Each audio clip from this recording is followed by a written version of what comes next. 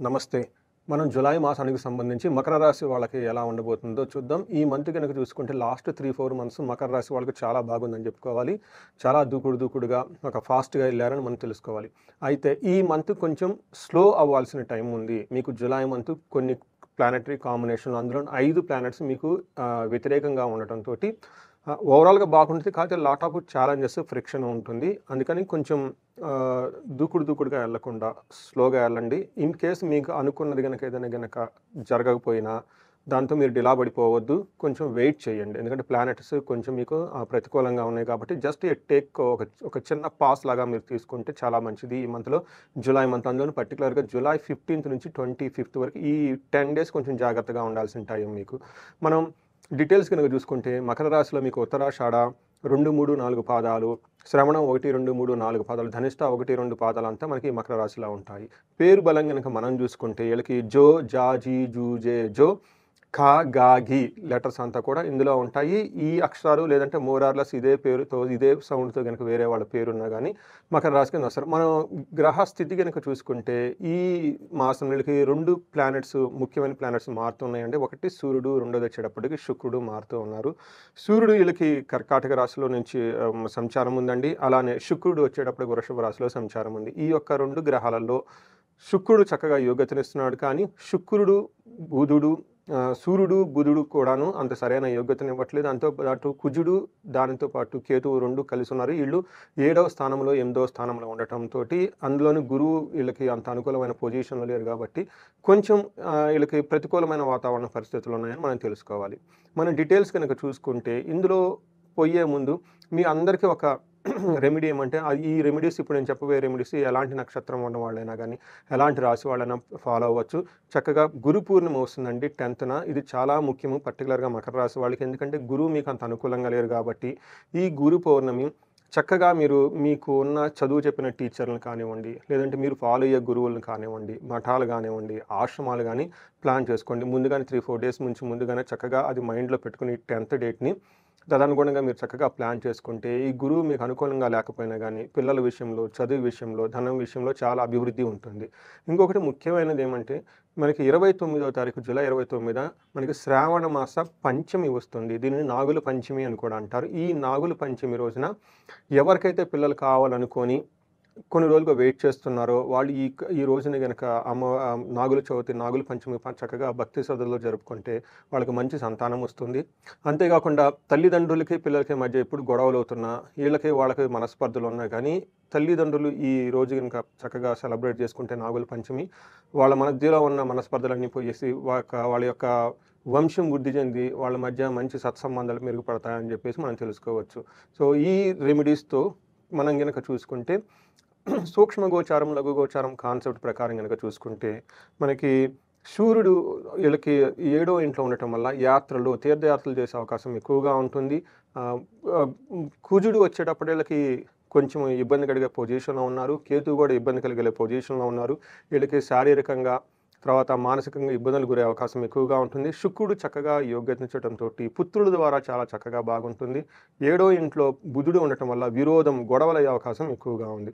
అంటే ఈ ప్రకారం గనక చూసుకుంటే కొంచెం మీకు ప్రతికూలమైన పరిస్థితులు ఎక్కువగా ఉన్నాయని గమనించుకోవాలి.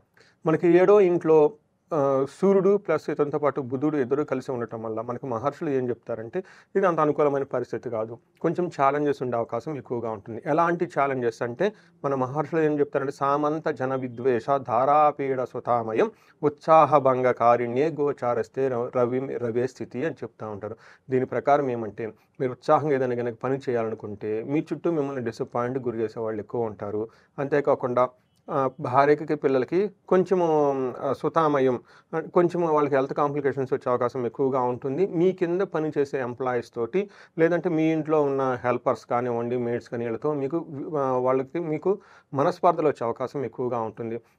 వర్కింగ్ క్లాస్ పీపుల్ అయితే మీ కిందకి సబార్డినేట్స్ ఎవరైనా ఉంటే వాళ్ళకి మీకు మనస్పర్ధలు వచ్చే అవకాశం ఎక్కువగా ఉంటుంది. ఇన్ కేస్ హోమ్ మేకర్స్ కానీ ఉంటే వాళ్ళు మీ కింద మీ ఇంట్లో పనిచేసే మెయిడ్స్ కానీ వీళ్ళకి గానీ వాళ్ళకి గొడవలు వచ్చే అవకాశం ఎక్కువగా ఉంటుంది. ఇది ఒకటి గుర్తుంచుకోవాలి. అయితే 7th హౌస్‌లో ఉన్న సూర్యుడు ఫస్ట్ హౌస్‌లో చూడటంతోటి కొంచెం టైర్డ్‌నెస్ ఫీల్ అయ్యే అవకాశం ఎక్కువగా ఉంటుంది. ఒక రకంగా చూసుకుంటే ఇవి మీకు ఆటంకాలు కలిగిస్తాయి కానివ్వండి, మీ సక్సెస్‌ని అయితే అడ్డుకునే మార్గంగా సూర్యుడు లేడు అని చెప్పుకోవాలి. అయితే బుధుడు కూడాను మీకు 7థ్ హౌస్‌లో ఉండటంతోటి గొడవలొచ్చే అవకాశం ఎక్కువగా ఉంది ఇదే విషయంలో అని గమనించుకోవాలి. తర్వాత మీకు కుజుడు, కేతువు ఇద్దరు 8దో ఇంట్లో ఉండటం వల్ల జ్యోతిష శాస్త్రం ప్రకారం 8థ్ హౌస్‌లో కుజుడు ప్లస్ కేతువు కలిసి ఉండటం అంత మంచిది కాదు కాంబినేషన్ అని మనకు చెప్తారు. జనరల్‌గా కేతువు కూచ అంత మంచి కాంబినేషన్ కాదు. లాస్ట్ టైమ్ ఫ్లైట్ యాక్సిడెంట్ ఏదైతే జరిగిందో మనం చూసుకున్నాం కదండీ! ఇది ఈ కాంబినేషన్ కరెక్ట్‌గా జాయిన్ అయినప్పుడే ఆ సంఘటన జరిగింది. ఇది మీకు 8థ్ హౌస్‌లో ఉండటంతోటి కొంచెం జాగ్రత్తగా ఉండాలి. ఏ విషయంలో జాగ్రత్తగా ఉండాలంటే ప్రవాస కార్య సానిహాద్ కసారోగ పీడనం స్థాననాశ రుణచ్ఛేదః అష్టమస్తే ధారాసుతే అని మనకు సంస్కృతంలో మహర్షులు చెప్తారు. అంటే ఈ ప్రకారం గనుక చూసుకుంటే మీకు దగ్గు వచ్చే అవకాశం ఎక్కువగా ఉంటుంది. ఫారిన్ ఎళ్ళాలి. ఇక్కడ ఉన్న ప్లేస్‌లో కాకుండా కొంచెం దూర ప్రాంతాలు వెళ్ళే అవకాశం ఎక్కువగా ఉంటుంది. తర్వాత ఏదైనా గనక పని చేస్తే అందులో ఆటంకాలొచ్చి అవరోధాలు జరిగే అవకాశం ఎక్కువగా ఉంటుందని గమనించుకోవాలి. అంతేకాకుండా స్థాననాశనం రుణచ్చైవ ఈ టైంలో మీకు 2 మేజర్ గ్రహాలు అనుకూలంగా లేకపోవటంతోటి ప్రొఫెషన్‌లో అంత అనుకూలంగా ఉండదు. కొంతమందికి జాబులు పోయే అవకాశం కూడా ఎక్కువగా ఉంటుంది. కొంతమంది జాబులో ఉన్నా కానీ ఈ జాబులో సరైన వృద్ధి లేక, సరైన గ్రోత్ లేక కొంచెం డిస్సాటిస్ఫాక్షన్‌తో ఉండే పరిస్థితులు ఎక్కువగా ఉన్నాయని గమనించుకోవాలి. ఈ విధంగా మనకు చూసుకుంటే రణచ్ఛేదః అంటే మీకు అప్పులు వాళ్ళ వల్ల బాధ కూడా ఉండే అవకాశం ఎక్కువగా ఉంటుంది. మకర రాశి వాళ్ళు చాలామంది ఏలినాటి శనిలో అప్పులు చేసున్నారు. కొంతమంది తెలిసి, కొంతమంది తెలవక రాంగ్ ఇన్వెస్ట్‌మెంట్లు చేసి నమ్మిన వాళ్ళని ఆహ్, మోసం చేయటంతో మీకు ఇబ్బంది పడున్నారు. అయితే అలాంటి వాళ్ళు ఇంకెవరైనా గనక ఉంటే ఇప్పుడు మీకు ఆదాయ వనరులు పెరిగినప్పటికీ కానీ మీరు అంతకుముందు చేసిన రుణ బాధలు ఎక్కువగా ఉండటంతోటి వాళ్ళు మిమ్మల్ని ఇబ్బంది పెట్టే అవకాశం ఎక్కువగా ఉంటుంది. సో, ఈ ప్రకారంగా మీరు ముందుగా గమనించుకొని ఫైనాన్షియల్‌గా ఇబ్బంది ఉండే అవకాశం ఎక్కువగా ఉంది కాబట్టి ఎక్కడైనా ఫైనాన్షియల్ కమిట్మెంట్స్ ఉంటే వాళ్ళకి కమిట్ అయ్యే ముందు ఒకటికి 2 సార్లు డేట్స్‌లు టైం అంతా చూసుకొని కొంచెం టైం తీసుకొని ఎక్కువగా కమిట్ అయితే డేట్ మీకు చాలా కంఫర్టబుల్‌గా ఉంటుంది. వీళ్ళకి 11వ ఇంట్లో కుజుని యొక్క దృష్టి ఉండటం వల్ల అది చాలా మంచిది అని చెప్తారు. 3వ ఇంట్లో కుజుని యొక్క దృష్టి ఉండటం కూడా మంచిది అని చెప్తారు. అంటే ఈ కాంబినేషన్ మీకు కొంతలో కొంత మంచి కూడా చేస్తుంది. ఒకటి ధన ప్రవాహంగా ఏదైనా పని గనుక చేస్తే సక్సెస్ అయ్యే అవకాశం ఎక్కువగా ఉంది. సో, ఈ ప్రకారంగా 4 ప్లానెట్లు మనం గనుక చూసుకున్నాం. ఇప్పుడు ఇంకొక ముఖ్యమైన ప్లానెట్ శుక్రుడు అని చెప్తాడు. శుక్రుడు వీళ్ళకి 5వ ఇంట్లో ఉండటం వల్ల ఇది ఒక మంచి పొజిషన్ అని చెప్తారు. 5వ ఇంట్లో ఉండి 11th హౌస్‌ని చూడటం వల్ల అగైన్ ఇది చాలా బావుంటుంది. ఏ ప్రకారంగా బాగుంటుందంటే మన మహర్షులు ఏం చెప్తారంటే దాసీభృత్య జనలాభః నిత్యముష్టాన్న భోజనం అభిష్టార్థః పంచమస్తే శుక్ర భవేత్ భృగో భవేత్ అని మనకి సంస్కృతంలో చెప్తారు.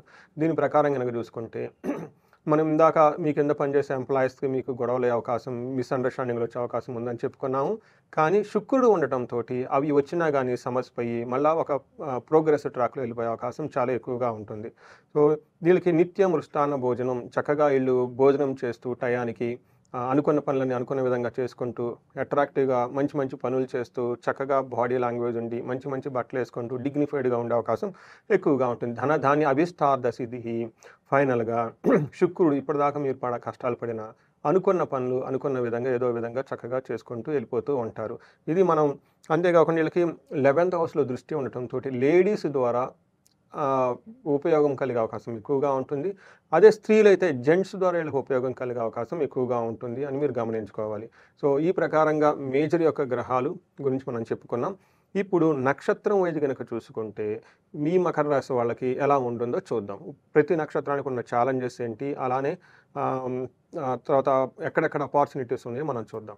ఇప్పుడు మీరు ఉత్తరాషాఢ, శ్రవణ, ధనిష్ట 3 నక్షత్రాలు ఇందులో ఉంటాయి. మీరు ఉత్తరాషాఢ నక్షత్రం గనక చూసుకుంటే వీళ్ళకి రాజ్య లాభము తర్వాత ఎక్కువగా కనిపిస్తుంది. అంటే ప్రమోషన్స్ వచ్చే అవకాశం ఎక్కువగా ఉంటుంది. అయితే ఛాలెంజెస్ ఏమేమి కనిపిస్తున్నాయి అంటే దరిద్రము, భయము, రోగము, హెల్త్ కాంప్లికేషన్స్ ఎక్కువగా చూపిస్తూ ఉన్నాయి.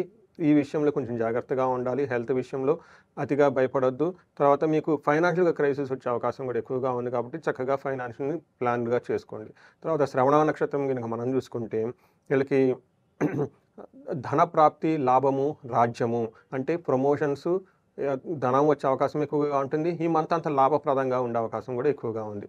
ఛాలెంజెస్ గనుక మనం చూసుకుంటే వీళ్ళకి దరిద్రము, అతి భయము అని చూపిస్తూ ఉన్నది. అంటే వీళ్ళకి ఫైనాన్షియల్ క్రైసిస్ ఉండే అవకాశం ఎక్కువగా ఉంది. దీంతో పాటు భయపడే అవకాశం ఎక్కువగా ఉంటుంది. కానీ వీళ్ళకి ప్రమోషన్స్ వచ్చే అవకాశం ఖచ్చితంగా ఉంటుంది. ఒక నెక్స్ట్ బిగ్ లెవెల్‌కి అయితే మకర రాశి వాళ్ళు వెళ్తారని మనం అనుకోవచ్చు. తర్వాత మనకి ధనిష్ట నక్షత్రం గనుక చూసుకుంటే వీళ్ళకి 2 రకాల ప్రతికూల పరిస్థితులు 2 రకాల పాజిటివ్ మనకు అనుకూల పరిస్థితులు ఉన్నాయని మనం తెలుసుకోవాలి. వీళ్ళకి అనుకూలమైన పరిస్థితులు గనుక మనం చూసుకుంటే, వీళ్ళకి లాభము, రాజ్య లాభము చూపిస్తూ ఉందనమాట. వీళ్ళకి ఓవరాల్‌గా గనుక చూసుకుంటే ఈ మంత్ అంతా లాభప్రదంగా ఉంటుంది. ప్రమోషన్స్ వచ్చే అవకాశం ఎక్కువగా ఉందని మనం తెలుసుకోవాలి. వీళ్ళకి ఛాలెంజెస్ గనుక చూసుకుంటే, వీళ్ళకి దరిద్రము ప్లస్ భయము కలిగే అవకాశం ఎక్కువగా ఉంటుంది. ఫ్యూచర్ గురించి కానివ్వండి, లేదంటే ఇంకొక దాని గురించి ఎలా ఉంటుంది, ఏంటి అంటే మనకు కొంచెం వ్యతిరేక పరిస్థితులు ఉన్నాయని చెప్పుకున్నా కదండీ! వాటి ద్వారా వీళ్ళు భయపడే అవకాశం ఎక్కువగా ఉంటుంది. తర్వాత ఫైనాన్షియల్ క్రైసిస్ కూడా ఉండే అవకాశం ఎక్కువగా ఉంటుంది.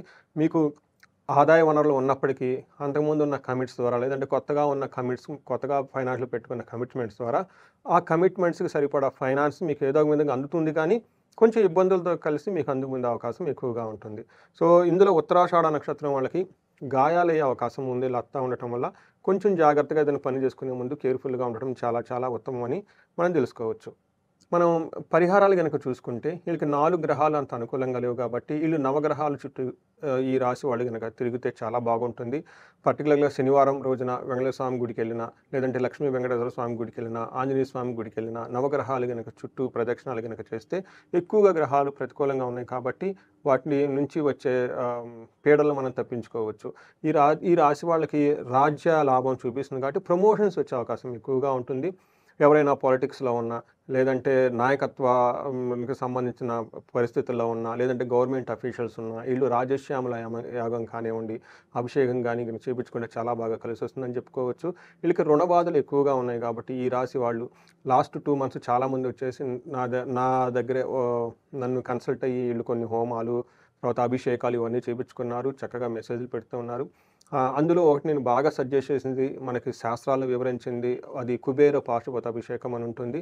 ఇది కుబేరుడికి సంబంధించి అభిషేకము, ధనం నిలవ ఉండటానికి ఉంటుంది. అలాగే కాకుండా కొంతమందికి ఇంతకుముందు ఆల్రెడీ మేము అప్పులు ఇచ్చామంటే రావట్లేదు అంటూ అనుకున్న వాళ్ళకి శీఘ్రంగా ధనం రావటానికి, కొంతమందికి నష్టద్రవ్య ప్రాప్తి, అంతకుముందు ఏదైనా గనుక పనిచేసి ధనం గనుక పోగొట్టుకుంటే, ఆ పోగొట్టుకున్న ధనం రావటానికి నష్టద్రవ్య ప్రాప్తి, ఇలాంటివి చాలామంది చేసుకుంటూ ఉన్నారు. బట్ అవి చేపించుకుంటే మీకు ధన ప్రవాహం వచ్చే అవకాశం ఎక్కువగా ఉంటుంది. అతిగా భయపడి ఉండటానికి చండీ హోమం కానివ్వండి, చండీ పారాయణ చేసినా కానీ మీకు చాలా చక్కగా కలిసొస్తుంది. సో, చూశారు కదండీ! ఇన్నారు కదా! ఇప్పటిదాకా మనం మకర రాశి వాళ్ళకి ఎలా ఉందో. ఏలినాటి నుంచి బయటకొచ్చిన మీరు చక్కగా ముందుకెళ్తూ ఉన్నారు. ఒక్క జులై మంత్ ఒక 10, 15 డేస్ స్లో అవ్వండి. మీరు చేసే పనులకి మిగతా అంతా చక్కగా ఉంటుంది. మీకు అష్టైశ్వర్యాలు కలగాలని, భోగభాగ్యాలు కలగాలని చెప్పేసి కోరుకుంటున్నాను.